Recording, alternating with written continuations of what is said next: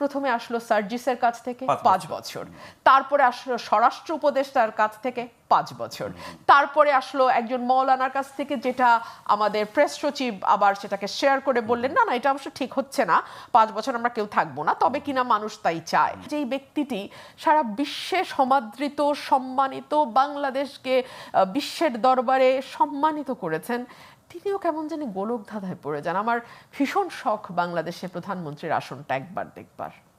প্রধান উপদেষ্টা সংস্কার প্রক্রিয়া দ্রুততর করার তাগিদ দিয়েছেন, তার মানে নির্বাচনের জন্য উনি সিরিয়াস বলা যায়।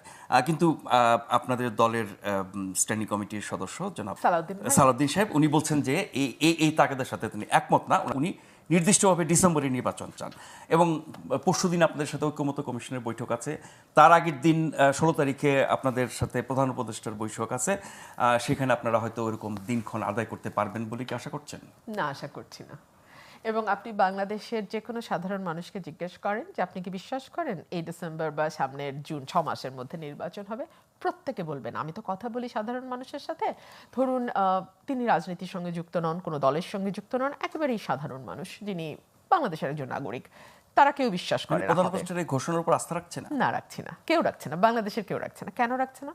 রাখছে না এ কারণেই যে প্রধান উপদেষ্টা শুরু থেকেই নির্বাচন নিয়ে এক ধরনের পিচ্ছিল পথ করছেন, দেখাচ্ছেন। উনি স্পষ্ট করে কিছু বলছেন না। ডিসেম্বর টু জুন এই কথাটা কিন্তু বারবার বলছেন। বাংলাদেশের 50 বছরে জুনে কোনো নির্বাচন হয়েছে? বৃষ্টি, কাদা, ঝড়, বাংলাদেশের গ্রামগুলোর যে অবস্থা দাঁড়ায় এবং প্রত্যন্ত অঞ্চলগুলোতে যেই অবস্থা হয় সেই বর্ষাকালে, সেই সময় কি নির্বাচন হতে পারে? এবং তার আগে ঈদ, রোজা, এই দুটো ঈদ, রোজা, কোরবানি, আপনি এবং হজ, সব মিলে আপনি আমাকে বলেন। আর আপনি যদি এই ধরে নিলাম প্রকৃতি বা ঈদ, রোজা কোনো কিছুই তারা কনসিডার করলো না, জুন মিন্স জুন, আপনি আমাকে বলেন তো খুব জোরে সোরে একটা আওয়াজ আপনি শুনছেন না? প্রথমে আসলো সার্জিসের কাছ থেকে 5 বছর, তারপরে আসলো স্বরাষ্ট্র উপদেষ্টার কাছ থেকে 5 বছর, তারপরে আসলো একজন মৌলানার কাছ থেকে, যেটা আমাদের প্রেস সচিব আবার সেটাকে শেয়ার করে বললেন না না এটা অবশ্য ঠিক হচ্ছে না, 5 বছর আমরা কেউ থাকবো না, তবে কিনা মানুষ তাই চায়।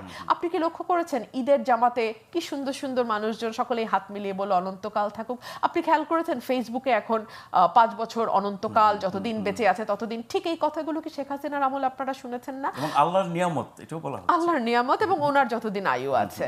তো এখন আমার কাছে মনে হয় কি, আমি কখনো প্রধানমন্ত্রীর আসন দেখিনি, প্রধানমন্ত্রীর ঘরে আমার কোনোদিন যাওয়ার সৌভাগ্য হয়নি। আমার বাকি জীবনে যদি কোনোদিন সৌভাগ্য হয় বাংলাদেশের কোনো প্রধানমন্ত্রীর ঘরে ঢুকবার, উনি যে চেয়ারটিতে বসেন, আমি একটু চেয়ারটাকে দেখতে চাই।